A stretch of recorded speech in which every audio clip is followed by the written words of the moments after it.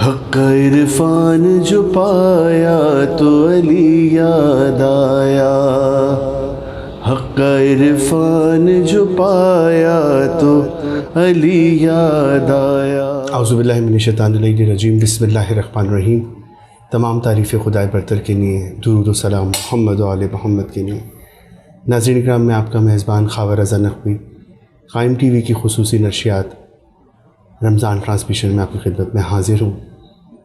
جی ناظرین، یہ خاص تاریخیں ہیں، یہ خاص دن ہے شہادت مولا کائنات علیہ السلام کے منسوب۔ ہم آج مولا علی کے ہی موضوع پر بات کریں گے۔ آج ہمارے اسٹوڈیو میں ہمارے ساتھ موجود ہیں مولانا مبشر علی زیدی صاحب، جو کہ مسلسل بے انتہا خوبصورت خطابات ان کے مختلف مقامات پر جاری ہیں اور بے انتہا مصروف ہیں ان ایام میں، ان خاص اور اس سے پہلے تفسیر میں مصروف تھے۔ آج انہوں نے ہمارے اسٹوڈیو میں ٹائم دیا ہمارے ناظرین کے لیے۔ ہم قائم ٹی وی کی پوری ٹیم کی جانب سے ان کے تہہ دل سے مشکور ہیں کہ وہ آج خصوصی ہمارے اس پروگرام میں تشریف لائے اور یہ پروگرام میں شامل ہوئے۔ چلتے ہیں ان کی طرف اور گفتگو کا آغاز کرتے ہیں۔ جی السلام علیکم۔ علیکم السلام ورحمۃ اللہ۔ بہت آپ کا شکریہ کہ آپ اتنی مصروفیت میں سے آپ نے ہمارے ناظرین کے لیے اور ہمارے لیے وقت میں آپ کا شکر گزار ہوں کہ آپ نے ذکر علی کی عزت کے لیے ہمیں منتخب کیا، اور اس سے بڑا اور کیا فیض ہوگا پروردگار عالم کا کہ اس ماہ مبارک رمضان میں ذکر علی سے فیض یاب ہوں، اس ذکر سے فیض یاب ہوں جس کے لیے رسول خدا صلی اللہ علیہ وآلہ وسلم نے فرمایا کہ ذکر علی عبادت، ذکر علی عبادت بھی ہے۔ تو ماہ رمضان میں روزے دار کی ہر سانس عبادت میں بسر ہوتی ہے، بے شک، اور پھر اس عبادت کا کیا کہنا جو امیر المومنین قائد الغر المحجلین حضرت علی ابن ابی طالب کے ذکر سے کی جائے، بے شک، اس لیے کہ یہی وہ ذکر ہے جو تمام اذکار کی زینت ہے، بے شک۔ اسی لیے رسول نے فرمایا زینوا مجالسکم بذکر علی ابن ابی طالب، اپنی مجلسوں کو علی کے ذکر سے زینت دو، اور یہ تاریخیں منسوب ہیں امیر المومنین کے ساتھ۔ تو اس سے بہتر اور وقت کا کیا مصرف ہوگا کہ ہم امیر المومنین کے کا ذکر کریں، ان کے فضائل بیان کریں، ان کی سیرت بیان کریں، اور کوشش کریں کہ ان کے ذکر سے، ان کے فضائل سے، ان کی سیرت سے فیض حاصل کریں۔ جی حضور، بہت آپ نے بے انتہا خوبصورت بات کی۔ اچھا، میں آپ سے جاننا چاہوں گا کیونکہ ذکر اتنا بڑا ہے کہ ہمارے ایک تو ٹائم کا ایشو ہے، آپ تو ہم اس پہ بہت زیادہ بات نہیں کر پائیں گے، لیکن آپ نے آج کے اس نشست کے لیے کیا موضوع سوچا؟ آج کی نشست کے لیے میں چاہ رہا ہوں کہ امیر المومنین کے کافی القاب ہیں، جی، اور کافی کنیتیں ہیں، جی۔ ناظرین کے لیے واضح کروں کہ ایک ہوتا ہے اسم، ایک ہے لقب، ایک ہے کنیت۔ اسم ہوتا ہے نام، جو کسی شخص کا ذاتی نام ہو، جی، اسے اسم کہتے ہیں۔ لقب کہتے ہیں کوئی صفت ممدوحہ، کوئی مدح والی صفت ہو یا کوئی نقص والی صفت ہو۔ تو بعض لوگوں کے القاب اچھے ہوتے ہیں تو وہ صفت ممدوحہ کے ذریعے سے یاد کیے جاتے ہیں، اور بعض لوگوں کے القاب میں نقص ہوتا ہے، تو اگر کوئی سی ایسی صفت کے ذریعے یاد کیا جا رہا ہے جو اچھی صفت ہے یا بری صفت ہے تو یہ لقب بن جاتا ہے شخصیت کا۔ اور تیسری چیز ہے کنیت، یعنی جب کسی شخصیت کو اس کے پکارا جائے اور جب اس کے آغاز میں ابو کا لفظ استعمال ہو یا کا لفظ استعمال ہو تو عموماً اسے کنیت کہا جاتا ہے۔ جیسے امیر المومنین کی کنیت ہے ابو الحسن، حسن کے بابا، تو ان کے فرزند کے نام سے انہیں یاد کیا جا رہا ہے کہ حسن کے والد ہیں، تو اسی لیے اسی طریقے سے ایک کنیت ہے امیر المومنین کی ابو تراب، یعنی مٹی کا باپ۔ تو دل چاہ رہا ہے کہ آج اس موضوع پر، جیسا کہ آپ نے اشارہ بھی کیا تھا، اس موضوع پر کچھ ناظرین کی خدمت میں کچھ ہدیہ کیے جائیں، تبرکات۔ اچھا، تو میں آپ سے سوال ہی کروں گا کہ مولا علی کو ابو تراب کیوں کہا جاتا ہے؟ اس پر تھوڑی سی روشنی۔ دیکھیے، یہ اس کنیت کا انتخاب کرنے کی وجوہات مختلف ہو سکتی ہیں، لیکن جو وجہ ہماری نظر میں تھی وہ یہ تھی کہ حقیقت سے پردہ اٹھایا جائے کہ امیر المومنین کو ابو تراب کیوں کہا جاتا ہے۔ اس کا سبب یہ ہے کہ بعض لوگوں نے اس کنیت کو ایسا ظاہر اور پیش کیا کہ گویا ایسا لگا کہ نعوذ باللہ من ذالک کہ یہ کنیت امیر المومنین کی فضیلت میں نہیں ہے، معاذ اللہ یہ امیر المومنین کے نقص کو بیان کر رہی ہے یا عیب کو بیان کر رہی ہے۔ تو ہمارا بنیادی عقیدہ یہ ہے کہ پروردگار عالم نے امیر المومنین کو ہر نقص سے، ہر عیب سے پاک و پاکیزہ، منزہ اور مبرہ قرار دیا. بالکل. تو چونکہ وہ کوئی ایسا نقص نہیں ہے جو امیر المومنین میں ہو، اور تمام صفات ممدوحہ ہیں جو امیر المومنین کی ذات مبارکہ میں ہے. تو ہم نے چاہا کہ اس کنیت سے حجاب ہٹایا جائے، اس کنیت میں جو فضائل پوشیدہ ہیں انہیں آشکار کیا جائے، ان کا اظہار کیا جائے، تاکہ جو نوجوان اور جو اطفال خصوصاً جو اسکولز میں جاتے ہیں، کالجز میں جاتے ہیں، اور انہیں اس کنیت کے اوپر ان کے ذہنوں میں یہ ڈالا جاتا ہے کہ یہ صفت جو ہے امیر المومنین کے عیب کو بیان کر رہی ہے معاذ اللہ اور نعوذ باللہ من ذالک، تو ان کے لیے حقیقت واضح ہو جائے. اچھا حضور، میں نے ایک روایت سنی اور بہت ساری جگہ پر یہ بات کہی جاتی ہے کہ رسول خدا مولا علی کے گھر تشریف لائے تو گھر پہ موجود نہیں تھے، تو بیوی سے پوچھا کہ علی گھر پر کہاں ہیں، تو انہوں نے فرمایا کہ وہ ناراض ہو کے گھر سے چلے گئے ہیں. تو رسول خدا جب نکلتے ہیں ایک مقام پر، انہیں مولا شیر خدا کو لیٹا ہوا دیکھتے ہیں اور ان کے سر پہ خاک پڑی ہوئی ہوتی ہے. تو رسول خدا ان کو اٹھاتے ہیں کہ اے ابو تراب اٹھو، اور مولا علی کو اٹھاتے ہیں. تو جب سے یہ روایت جو ہم نے سنی، اس پہ تھوڑی سی آپ روشنی ڈالیں گا کہ وہ یہ ایک بیڈ امپریشن کی طرف جا رہی ہے کہ رسول خدا نے کہا اے ابو تراب اٹھو، تو مولا علی کو یہ اتنی الفاظ اتنے اچھے لگے جب سے انہوں نے یہ اپنا ابو تراب کا لقب. جی، میں نے اسی جانب اشارہ کیا جو ابھی آپ کا سوال ہے کہ ہمارے موضوع منتخب کرنے کا مقصد بھی یہی سوال تھا کہ ہم بیان ہی کرنا چاہتے ہیں کہ کوئی ایسا نقص اور عیب نہیں ہے جو امیر المومنین میں اگر پایا جائے تو وہ ہمارے بنیادی عقیدے کے خلاف ہے، اگر کوئی ایسی چیز ہمیں مل رہی ہے اور نظر آ رہی ہے. تو پہلی چیز یہ ہے کہ ابو تراب کا مطلب کیا ہے، اس کی حقیقت کیا ہے، اور پھر یہ اعتراض. یہ اب 3 چیزیں ہو گئیں.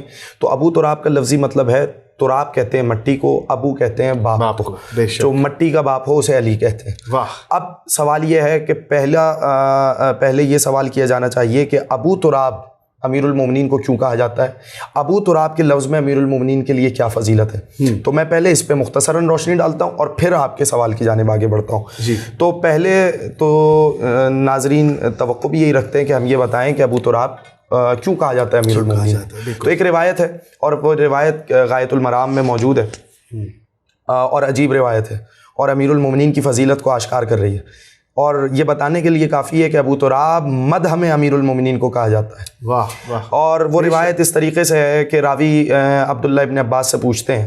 اب دیکھیں، عبداللہ ابن عباس مفسر قرآن ہے. پوری امت جنہیں حبر الامہ کہا جاتا ہے، پوری امت جن کی تفسیروں سے فیض یاب ہوتی ہے، جن کی روایات سے استفادہ کرتی ہے، فیض اٹھا رہی ہے، وہ عبداللہ ابن عباس بیان کر رہے ہیں کہ علی کو ابو تراب کیوں کہا جاتا ہے. جب راوی نے پوچھا کہ علی کو ابو تراب کیوں کہا جاتا ہے تو عبداللہ ابن عباس نے کہا کہ امیر المومنین کو ابو تراب اس لیے کہا گیا، اس لیے امیر المومنین کی کنیت ابو تراب پڑی، لأنہ صاحب الارض، کیونکہ وہ زمین کے مالک ہیں، کیونکہ وہ زمین والے ہیں. وحجت اللہ فی ارضہ بعدہ، اور پروردگار عالم کی حجت ہیں زمین پر رسول اکرم صلی اللہ علیہ وسلم کے بعد. بے شک. اچھا، صاحب الارض، صاحب البیت، گھر والا، یہ زمین والے ہیں. یعنی گھر والا کیوں کہا جاتا ہے؟ جس کا گھر ہو اس کو کہا جاتا ہے یہ اس گھر کا مالک ہے، یہ صاحب بیت ہے، یعنی اس گھر والے ہیں. تو امیر المومنین تو وہ زمین والے ہیں. زمین والے کیا ہیں؟ یعنی زمین پر پروردگار عالم کی حجت ہے. اور پھر اگلا جملہ بڑا قیمتی ہے، وَبِهِ بَقَاؤُهَا وَإِلَيْهِ سُكُونُهَا، انہی کی وجہ سے زمین باقی ہے اور انہی کی وجہ سے زمین مستقر ہے. سبحان. یعنی یہ امیر المومنین کا فیض ہے، ان کا وسیلہ ہے کہ جس کی وجہ سے زمین اپنے مدار پہ باقی ہے، زمین قائم ہے، اور اسی کی وجہ سے زمین کا سکون ہے. اب ان 2 چیزوں کی جانب اشارہ کروں، میں واپس روایت کی طرف آتا ہوں. بالکل. دیکھیے، ہمارے پاس روایت کا فقرہ ہے کہ لولا الحجہ لساخت الارض علی اہلہا، اگر زمین میں حجت خدا کا وجود نہ ہو تو زمین اپنے پر چلنے والوں کو نگل لے. سبحان اللہ. زمین پر چلنے والے زمین میں دھس جائیں اگر حجت خدا کا وجود نہ ہو. سبحان اللہ. تو چونکہ امیر المومنین حجت خدا ہیں کیونکہ رسول کے بعد وہ حجت خدا ہیں اور انہی کی وجہ سے زمین قائم ہے. بے شک یہ جو زمین نے زمین پر چلنے والوں کو اپنے اندر نہیں سمویا، یہ صدقہ ہے امیر المومنین علی ابن ابی طالب کا. بے شک. تو یہ متفق علیہ روایت تھی جو میں نے آپ کی خدمت میں عطیہ کی کہ اگر حجت نہ ہو، یہ ہماری بنیادی روایات میں خصوصاً امام عصر کے وجود پہ جن روایات سے استدلال کیا جاتا ہے اس میں سے ایک یہ روایت بھی ہے کہ لولا الحجہ لساخت الارض علی اہلہا. تو چونکہ امیر المومنین حجت خدا ہیں اور انہی کی وجہ سے زمین صرف باقی نہیں، زمین کا سکون قائم ہے. سبحان یہ سکون کس کے مقابلے میں ہے کہ پروردگار عالم نے جو زمین کو سکون قرار دیا، وہ سکون مقابلے میں ہے زلزلوں کے. ہاں بالکل. یعنی اگر امیر المومنین کی ذات مبارک موجود نہ ہوتی تو گویا زمین میں سکون باقی نہ رہتا، ہمیشہ زلزلے آتے رہتے اور یہ زلزلے تباہ کاریاں لاتے جس سے کائنات کا وجود باقی نہیں رہ سکتا. یعنی میں جملہ بدل کے کہوں کہ اگر زمین باقی ہے یا زمین والے باقی ہیں تو یہ صدقہ اور وسیلہ ہے امیر المومنین علی ابن ابی طالب کا. اور اب اگلا فقرہ ابن عباس نے جو بیان کیا، یہ اگلا فقرہ بڑا خوبصورت ہے. کہنے لگے کہ میں نے نبی اکرم صلی اللہ علیہ وآلہ وسلم سے سنا ہے. اب ابن عباس نبی کی روایت سے استدلال کر رہے ہیں کہ جب قیامت آئے گی اور کافر یہ منظر دیکھیں گے کہ خدا کس طریقے سے علی کے شیعوں کو نواز رہا ہے، نعمتوں سے، ثواب سے، کرامت سے، منزلت سے، مرتبے سے، تو کافر یہ پکار کے کہیں گے یا لیتنی کنت ترابین، کاش ہم ترابی ہوتے. واہ واہ واہ. اور پھر اس کی تفسیر کرتے ہوئے کہا کہ کاش ہم علی کے شیعہ ہوتے. سبحان اللہ سبحان اللہ. تو ترابی کہا جاتا ہے علی کے شیعوں کو. اب دوسری تفسیر جو صاحب بہار الانوار یعنی علامہ مجلسی نے کی وہ میں آپ کی خدمت میں عطیہ کرنا چاہ رہا ہوں. اسی لیے میں علامہ مجلسی کے نقطے سے پہلے میں آیت کو مکمل کروں، اسی لیے وہ جو آیت ہے وہ اسی جانب اشارہ ہے کہ جب کافر یہ پکار کے کہیں گے یا لیتنی کنت ترابا، کاش ہم مٹی ہوتے. واہ واہ واہ. وہ یہی منظر ہے کہ جب قیامت کے روز شیعان علی کی منزلت، مقام اور مرتبہ دیکھیں گے تو پکار کے کہیں گے کاش ہم علی کے شیعہ ہوتے. یعنی اگر بالفاظ دیگر میں کہوں کاش ہم علی والے ہوتے. یعنی دنیا میں علی والے بن جاؤ اس سے پہلے کہ قیامت میں حسرت کرنی پڑے کہ کاش ہم علی والے ہوتے. سبحان اللہ. اب وہ نقطہ جسے صاحب بہار نے ذکر کیا اور دوسری وجہ کہ جس کی وجہ سے امیر المومنین کو ابو تراب کہا گیا، یہ بھی بڑی خوبصورت ہے. سبحان اللہ. کا تراب کہتے ہیں مٹی کو. واہ. اب کافروں نے کیا کہا تھا یا لیتنی کنت تراب، کاش ہم مٹی ہوتے. واہ. تو انسان یہ کیسے کہہ سکتا ہے ہم مٹی ہوتے؟ کیونکہ مٹی کی صفت میں انکساری ہے. بے شک. مٹی کی صفت میں تزلل ہے. واہ واہ. اور یہی وجہ ہے کہ جب شیطان نے کہا تھا کہ میں اسے سجدہ کیسے کروں کہ مجھے آگ سے بنایا اور اسے مٹی سے بنایا. بے شک. واہ واہ. کیونکہ آگ کی صفت میں عروج ہے، صعود ہے، اور مٹی کی صفت میں انکساری ہے، تزلل ہے، واہ واہ واہ، خشوع ہے، خضوع ہے. سبحان. یہ ہے مٹی کی صفت. تو کافر کہیں گے کہ ہم مٹی ہوتا. کیوں؟ کیونکہ مٹی میں کیا خاصیت ہے؟ انکساری کی، خضوع کی، خشوع کی. اور میں عاجزی، مٹی کا جب لفظ آتا ہے تو اس سے عاجزی ظاہر ہوتی ہے. بے شک. اب سوال یہ کہ امیر المومنین کو کیوں کہا جاتا ہے ابو تراب؟ اس لیے کہ اسی امیر المومنین کے شیعہ امیر المومنین کی بارگاہ میں عاجز ہیں، منکسر ہیں. واہ واہ واہ. کیونکہ امیر المومنین کی بارگاہ عصمت پناہ میں یہ لوگ عاجزی کے ساتھ حاضر ہوتے ہیں. ان کے سامنے اپنے آپ کو، اپنے کندھوں کو اس لیے جھکاتے ہیں کہ امیر المومنین ہم آپ کے مطیع ہیں، ہم آپ کے فرما بردار ہیں، آپ کی ولایت ہم پہ نافذ ہے، آپ ہمارے لیے حجت خدا ہیں، آپ کا حکم ماننا ہم پر فرض بھی ہے، واجب بھی ہے، آپ واجب الاطاعت ہے. تو چونکہ شیعان علی امیر المومنین کی بارگاہ میں خاضع ہیں، کیونکہ منکسر ہیں، امیر المومنین کی بارگاہ میں عاجز ہیں، اسی لیے شیعان علی کو تراب کہا گیا. اور صاحب تراب یعنی شیعوں والا، شیعوں کا باپ امیر المومنین کو کہا گیا. باپ اس لیے کیا، ہمیشہ قائد کو باپ کہا جاتا ہے. اسی لیے نبی اکرم صلی اللہ علیہ وسلم نے کہا تھا انا وعلی ابوا هذه الامه، میں اور علی اس امت کے باپ ہیں. تو جو شیعوں کا باپ ہو، جو روحانی باپ ہو، قائد ہو، پیشوا ہو، رہبر ہو، اسے باپ کہا جاتا ہے. اور جو تراب کا باپ ہو اسے علی کہا جاتا ہے. سبحان. تو یہ وہ وجہ ہے. اب آئیں آپ کے سوال کے دوسرے حصے کی جانب. جی. تو پہلا حصہ مکمل ہوا. میں تھوڑا سا اگر وقت بڑھ جائے تو میں معذرت خواہ، لیکن اب جو سوال آپ نے کیا کہ بہت سے لوگ یہ کہتے ہیں، میں نے جو ابھی تک بیان کیا وہ صفت ممدوحہ تھی جو امیر المومنین کی لفظ ابو تراب کے ذیل میں آئی.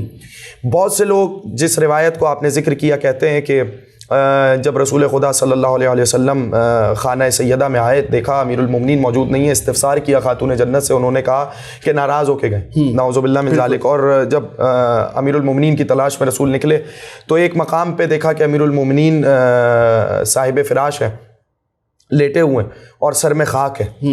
تو ایک مرتبہ اٹھایا امیر المومنین کو اور سر میں سے خاک جھاڑی اور کہا قم یا ابا تراب، اے ابو تراب اٹھو۔ تب سے یہ لقب امیر المومنین کے لیے، یہ کنیت امیر المومنین کے لیے استعمال کی جانے لگی۔ میں چاہوں گا اس کے کئی پہلو ہیں، میں چاہوں گا کہ وہ جواب آپ کی خدمت میں ہدیہ کروں جو سید جعفر مرتضیٰ عملی نے الصحیح من سیرت امیر المومنین میں دیا، اور ایک جواب نہیں کئی جواب دیے۔ بسم اللہ، میں ایک ایک کر کے جواب دیتا ہوں۔ بسم اللہ۔ دیکھیے، ہمیشہ پہلی بات یہ کہ اہل سنت کے یہاں یہ روایت موجود ہے، شیخ صدوق نے بھی اس روایت کو نقل کیا۔ اچھا، شیخ صدوق نے اگر اس روایت کو نقل کیا تو ہر وہ روایت جو شیخ صدوق نقل کریں کیا ہم اسے قبول کریں؟ پہلی بات یہ کہ میں آخر میں عرض کروں گا کہ شیخ صدوق کا خود اس روایت کے بارے میں نظریہ کیا تھا، تو بات بالکل واضح ہو جائے گی، بات بالکل ختم ہو جائے گی، اسے میں آخر گفتگو میں بیان کروں گا۔ لیکن میں ایک بنیادی اصول کی جانب توجہ مبذول کرانا چاہ رہا ہوں ناظرین کی، اور وہ بنیادی اصول یہ ہے کہ اگر کوئی، پہلے تو بات یہ ہے کہ سند دیکھی جاتی ہے روایت کی، لیکن اگر کوئی صحیح السند روایت بھی ہو اور وہ صحیح السند روایت آپ کے ادلہ قطعیہ سے ٹکرا جائے، یعنی اس روایت کا متن جو ہے وہ آپ کی قطعی دلیلوں اور مسلمات سے ٹکرایا جائے، تو ہم دلیل قطعی کو لیں گے، اس متن کو ہم قبول نہیں کریں گے۔ ٹھیک ہے، اگر کوئی ادلہ قطعیہ معارض ہو جائیں، ٹکرا جائیں، تعارض ہو جائے دلیل قطعی میں اور متن میں، روایت صحیح السند روایت کے متن میں، تو ہم کبھی بھی دلیل قطعی کو نہیں چھوڑیں گے، بالکل، اس لیے کہ دلیل قطعی قطع اور یقین اور علم کا فائدہ دیتی ہے۔ ٹھیک، اور یہ روایت معارض ہو رہی ہوتی ہے دلیل قطعی سے۔ پہلا اصول ہم نے یہ بنایا۔ اب چلیے پہلے جواب کی جانب۔ اس روایت میں دو چیزوں کی جانب اشارہ ہوا۔ پہلا اشارہ کہ جب پوچھا کہ امیر المومنین کہاں ہیں تو کہا غضبناک ہو کے گئے، اور اس طریقے کی دوسری روایات میں یہ ذکر ہے کہ آپس میں کوئی مخاصمہ ہوا امیر المومنین اور جناب سیدہ کا، علی جناب سیدہ سے ناراض ہوئے، جناب سیدہ امیر المومنین سے ناراض ہوئے۔ پہلی بات یہ کہ جناب سیدہ کی شان اس سے بڑی ہے کہ وہ امیر المومنین سے ناراض ہوں۔ دلیل کیا ہے؟ دلیل ہے آیت تطہیر، جس میں پروردگار عالم نے ہر عیب، ہر رجس، ہر نجاست، ہر اخلاقی برائی، ہر نقص سے اہل بیت کو دور کیا ہے۔ بے شک۔ اور آیت تطہیر میں کون کون شامل ہے؟ رسول خدا، امیر المومنین، خاتون جنت، امام حسن، امام حسین۔ یہ قطعی ادلہ سے ثابت ہے کہ یہ ائمہ طاہرین آیت تطہیر میں موجود ہے۔ تو خاتون جنت کی شان اس سے بلند ہے کہ وہ امیر المومنین سے ناراض ہو، اسی طریقے سے امیر المومنین کی شان اس سے بلند ہے کہ وہ خاتون جنت سے ناراض ہو، کیونکہ دو ہی سبب ہیں، یا تو ناراض ہوا جا رہا ہے ذاتی بنیاد پر، یا ناراض ہوا جا رہا ہے کسی ایسی بات پر کہ جس میں حکم خدا کی کوئی عدولی ہو۔ اگر حکم خدا کی عدولی کے سبب سے ناراض ہوا جا رہا ہے تو جناب سیدہ کی شان اس سے بڑی ہے کہ وہ خدا کے حکم عدولی کریں، معصیت پروردگار عالم کریں، جبکہ قرآن نے یہ کہا ہے کہ یہ ہر رجس اور ہر عیب سے پاک و پاکیزہ ہے۔ تو چونکہ آیت تطہیر نے نص قائم کر دی اور مہر لگا دی کہ یہ کبھی خدا کی معصیت نہیں کریں گی، آیت تطہیر سب سے بہترین دلیل ہے عصمت خاتون جنت پر بھی اور عصمت امیر المومنین پر بھی۔ چونکہ یہ ہستیاں معصوم ہیں اس لیے یہ غضبناک نہیں ہو سکتی۔ کیوں غضبناک نہیں ہو سکتی؟ یا تو کوئی ریزن ہوگا غضبناک ہونے کا، کوئی وجہ ہوگی یا نہیں ہوگی۔ بغیر وجہ کے کوئی حکیم کسی پر غضبناک نہیں ہوتا۔ بے شک۔ اور اللہ نے جو ان ہستیوں کو مقام دیا، منزلت دی، مرتبہ دیا، تو یہ ہستیاں پروردگار عالم، اسی لیے امیر المومنین نے کہا نا کہ اور فخر کرتے ہوئے کہا تھا کہ مجھے حکمت کے دروازے 10 مرتبے ہیں جو حکمت کے، اور مجھے 10 کے 10 مرتبے عطا کیے گئے۔ اور رسول نے بھی کہا کہ میں حکمت کا شہر ہوں، علی اس کا دروازہ ہے۔ تو جو حکیم ہو وہ یہ فیل نہیں کرے گا کہ بغیر سبب کے ناراض ہو جائے، اور اگر کوئی سبب ہوگا تو کیسا سبب ہے؟ ذاتی سبب ہے۔ یہ ہستیاں اپنی ذاتی سبب سے نہ کسی سے ناراض ہوتی ہیں نہ راضی ہوتی ہیں، یہ خدا کی خوشنودی کی خاطر کسی سے راضی ہوتی ہیں یا ناراض ہوتی ہیں۔ اور اسی طریقے سے خاتون جنت کی ذات وہ بغیر سبب کے امیر المومنین سے ناراض نہیں ہو سکتی، اور سبب اگر یہ ہو کہ حکم خدا کی حکم عدولی کی تو یہ آیت تطہیر سے متعارض ہے. تو ہم اس روایت کو اس سبب سے آیت تطہیر کی وجہ سے مہر لگا رہی ہے آیت تطہیر کہ یہ دونوں ہستیاں معصوم ہیں, اور یہ روایت ان دونوں ہستیوں کی عصمت کے منافی ہے. تو چونکہ عصمت دلیل قطعی ہے جو کہ آیت تطہیر قرآن کی دلیل سے ہمیں عصمت مل رہی ہے آیت تطہیر سے, تو قرآن کی آیت سے چونکہ یہ روایت معارض ہو رہی ہے تو ہم اس روایت کو قبول نہیں کر سکتے. بالکل, یہ پہلا جواب ہے. بالکل, واہ واہ, سبحان اللہ, سبحان. اب دوسرا جواب. اب دوسرے جواب کیا؟ جی تو اس کو آگے بڑھائیے, میں بڑھاؤں. ہم بریک کر لیں. عرفان جو پایا تو علی یاد آیا, حق عرفان جو پایا تو علی یاد آیا, حق عرفان جو پایا تو علی یاد آیا, حق عرفان جو پایا تو علی یاد آیا. جی ناظرین, ہم بریک سے واپس آ چکے ہیں اور جہاں ہم نے گفتگو چھوڑی تھی وہیں سے شروع کرتے ہیں. جی حضور, آپ اپنے. جی, میں پہلا جواب یہ عرض کر رہا تھا کہ جب بھی روایت کا متن کسی دلیل قطعی سے ٹکرا جائے گا تو ہم دلیل قطعی, چونکہ قطع کا مطلب ہے یقین, علم, چونکہ دلیل قطعی ہمارے پاس موجود ہوگی تو متن چونکہ دلیل قطعی نہیں رکھتا متن روایت کا, اور وہ معارض ہے دلیل قطعی کے ساتھ, تو اسی لیے ہم دلیل قطعی کو لیں گے, اس روایت کے متن کو نہیں لیں گے. اب یہاں سوال یہ پیدا ہوتا ہے کہ یہ جو روایت آپ نے بیان کی غضبناک ہونے والی کہ امیر المومنین ناراض ہو کے گئے یا خاتون جنت ناراض ہوئیں, تو یہ روایت ہمارے پاس دلیل قطعی آیت تطہیر سے معارض ہے, اور آیت تطہیر کی روشنی میں یہ دونوں ہستیاں معصوم ہیں. یہ نہ ذاتی اناد نہ ذاتی سبب سے کسی سے راضی اور خوش ہوتی ہیں, یہ اللہ کی رضا میں راضی ہیں, اللہ کی خوشی میں کو پورا کرنے میں, تعمیل میں یہ ہستیاں خوش ہوتی ہیں, اور ان کی اگر کوئی خدا کی حکم عدولی کرے تو یہ ناراض ہوتی ہیں, اور یہ دونوں ہستیاں خدا کی حکم عدولی کر نہیں سکتی کیونکہ آیت تطہیر اس بات پر دلیل ہے.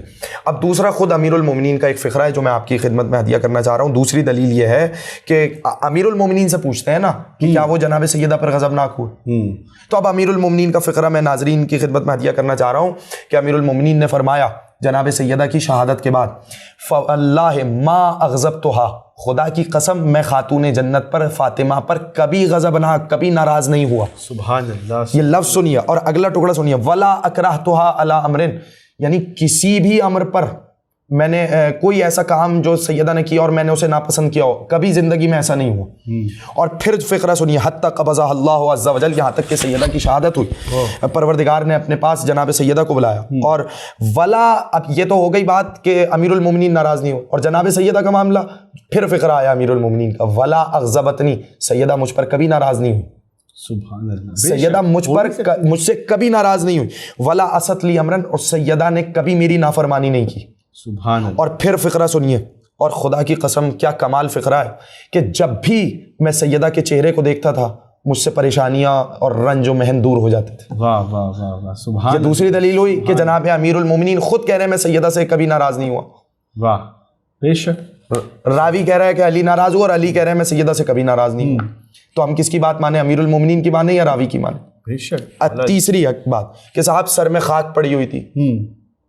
دیکھیں یہ کوئی یہ بچے ہی کرتے ہیں عموماً کہ کسی بات پہ اگر ناراض ہو گئے تو سر میں مٹی ڈال لی. کوئی عاقل حکیم انسان ایسا کام فعل انجام نہیں دیتا. بے شک. کہ وہ ایسی جگہ پر لیٹے ہوئے ہیں اور سر میں مٹی پڑی ہوئی ہے, تو یہ کوئی فعل انسان کسی عاقل حکیم سے تصور بھی نہیں کر سکتا. کجا امیر المومنین کی شخصیت کہ جو اخلاق الہی سے مؤدب ہو وہ کبھی ایسا فعل نہیں کر سکتا. بے شک, بے شک. یہ تیسری بات. اور جو چوتھی اہم بات میں ناظرین کی خدمت میں بھی ہدیہ کرنا چاہ رہا ہوں, اور وہ یہ کہ امیر المومنین کو رسول نے قسیم الجنت والنار کہا, جنت اور جہنم کے تقسیم کرنے والے. واہ, بے شک. تو کبھی بھی جنت اور جہنم کو تقسیم کرنے والا ایسا کام نہیں کرے گا جو رسول کو اذیت دے. واہ واہ, بے شک, بالکل. جبکہ رسول نے کہا ہے کہ جس نے فاطمہ کو اذیت دی اس نے مجھے اذیت دی, جس نے فاطمہ کو ناراض کیا اس نے مجھے ناراض کیا. تو علی کوئی زندگی میں ایسا کام کریں گے کہ جو رسول کی اذیت کا باعث بنے.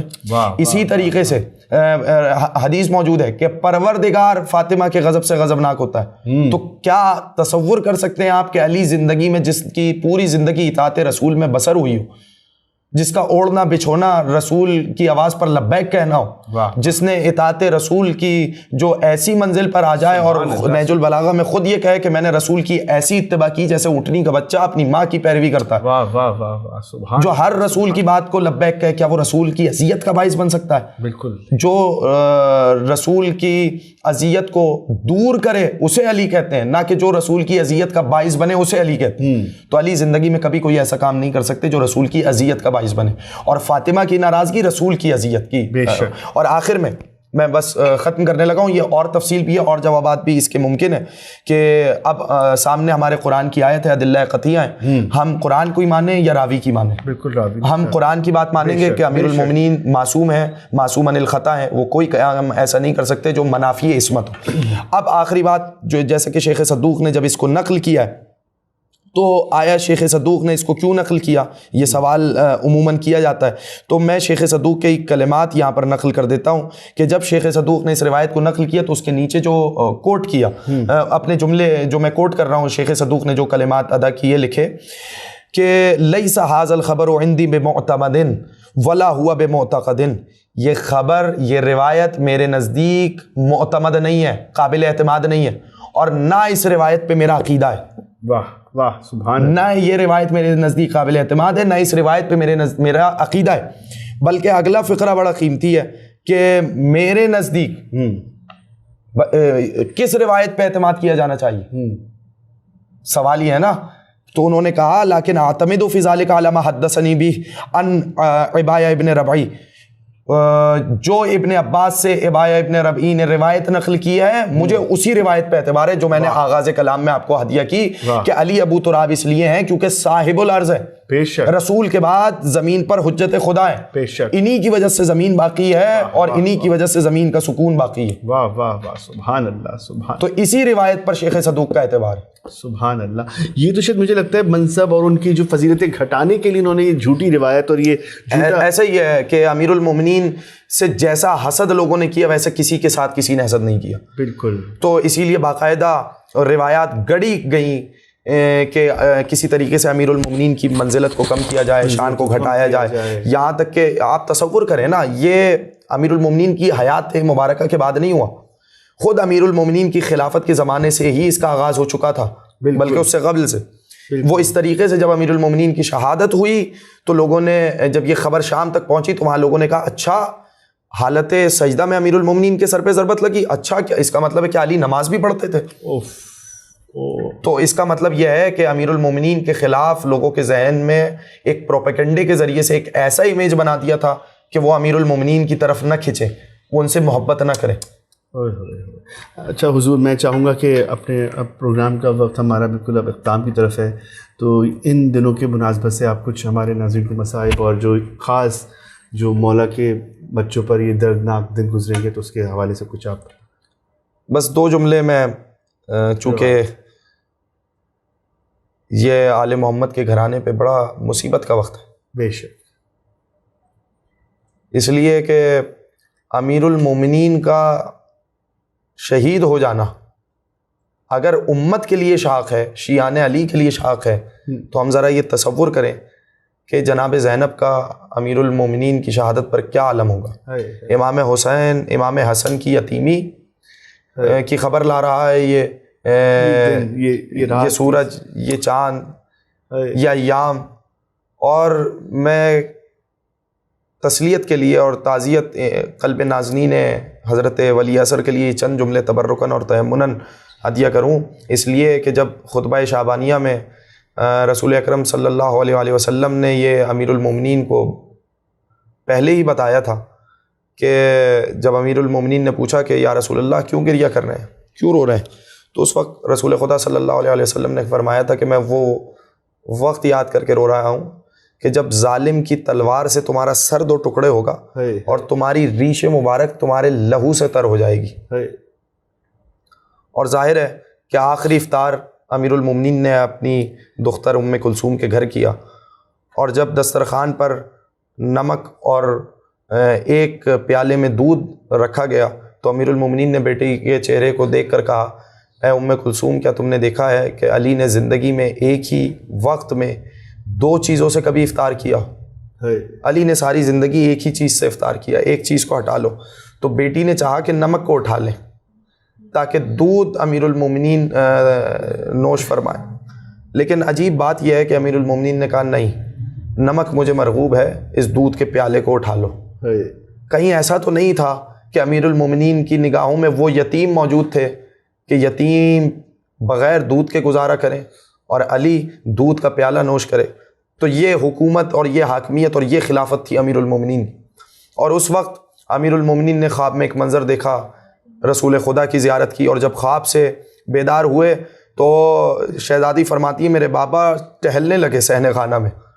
جب صحن خانہ میں میں نے بابا کو مضطرب دیکھا تو پوچھا بابا آپ کو اس سے پہلے اتنا مضطرب نہیں دیکھا؟ تو ایک کہا بیٹی آج اس کی بارگاہ میں میری حاضری ہے, تو میں نے خواب دیکھا ہے, اگر سچا ہے تو تمہارا بابا اس دنیا سے رخصت ہو جائے گا. عجیب بات یہ ہے کہ جب امیر المومنین نے مسجد کی جانب جانا چاہا تو وہ مرغابیاں جو امیر المومنین کے گھر میں پلی ہوئی تھی وہ دامن سے چمٹ گئی, وہ رک گئی. تو ایک مرتبہ سر پہ دست شفقت پھیرا اور کہا کہ اے میرے بچوں, تمہیں میرے حق کی قسم ہے, اگر ان مرغابیوں کے دانے پانی کا خیال کر سکو تو کرنا, نہیں تو انہیں آزاد کر دینا. بس یہی سوال ہے کہ یا علی آپ کو جانوروں کے دانے پانی کا اتنا خیال ہے, کربلا میں آپ کی اولاد ہوگی, یہی اولاد آپ کے بچوں کی التش کی صدائیں ہوں گی, 3 دن کے بھوکے ہوں گے, 3 دن کے پیاسے ہوں گے. آپ نے یہاں پر دودھ کا پیالہ نوش نہیں کیا, مگر آپ کا پوتا, آپ کا ہم نام علی اصغر, جس کو کربلا میں ماں کا دودھ بھی میسر نہیں ہوگا, اور کربلا میں ایک لمحہ ایسا آئے گا کہ جب اپنے بابا کے ہاتھوں پر یہ دشمنوں کے سامنے اپنے بابا کی گواہی دینے کے لیے آئے گا تو تیر ہرملا سے نہر کر دیا جائے گا. یہ بچہ علی اصغر, ایک عجیب بات کی جانب اشارہ کرنا چاہ رہا ہوں, یہ عجیب رخ ہے مقتل کا کہ علی اصغر کو کربلا کے میدان میں, یہ جو علی اصغر کی شہادت اتنی بڑی شہادت ہے, علی اصغر کو ذبح نہیں کیا گیا, نہر کیا گیا ہے, اس لیے کہ خنجر پھیر دینے کا نام ذبح ہے, مگر اونٹ کو آپ ذبح نہیں کرتے, اونٹ کو آپ نہر کرتے ہیں. تیر سے شعبہ علی اصغر کے گلے میں لگا ہے. بس اتنا کہوں گا, تیر بڑا تھا, گلا بہت چھوٹا تھا. تو یہ بھی امیر المومنین کا ہم نام علی اصغر تیر ہرملا سے کربلا کے میدان میں شہید.